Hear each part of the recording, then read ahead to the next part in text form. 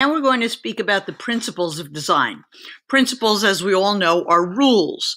There are many different rules that we have to follow from day to day, and artists are no different.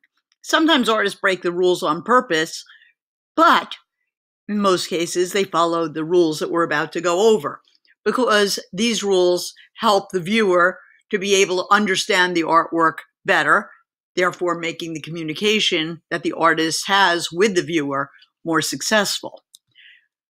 This is the second part of the mnemonic device, but every vocal pet must run uphill contains the first letter of all of the principles or rules that guide where to use the elements. So the first three, and arguably the most important, balance, creates a feeling of equal weight in a picture. It would be very uncomfortable to look at something that looked like it was too heavy on the right or too heavy on the left.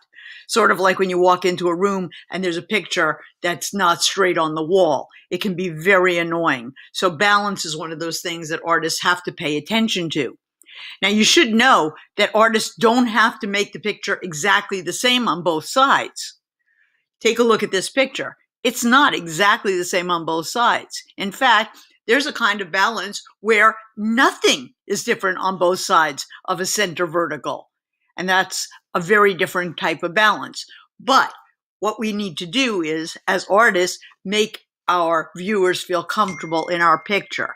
So if you take a look at this list, this is a list of the different types of compositional balance. The one you just saw, the Keith Haring picture that you just saw with the big red heart, was considered symmetrical or formal balance because it was generally the same on both sides of a center vertical.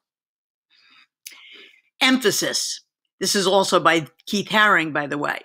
Emphasis, also known as focal point, is the first place that grabs your attention in a picture. In this case, we obviously can see the pink triangle first.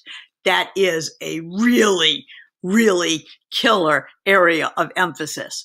But it tells the viewer where to start looking at the picture. So we look at the pink triangle, and then we start noticing that there are actually people drawn on top of it. But that's kind of a second wave of our attention. And then there's movement.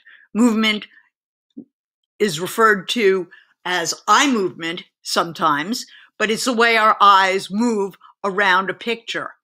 If our eyes don't move around a picture, it's really kind of a dead picture. We want our eyes to move around because that gives us the opportunity to reap extra meaning from the artwork.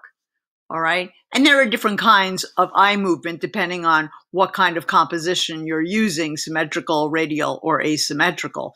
Take a look at this picture. It's very difficult to keep your eyes in one place on this picture.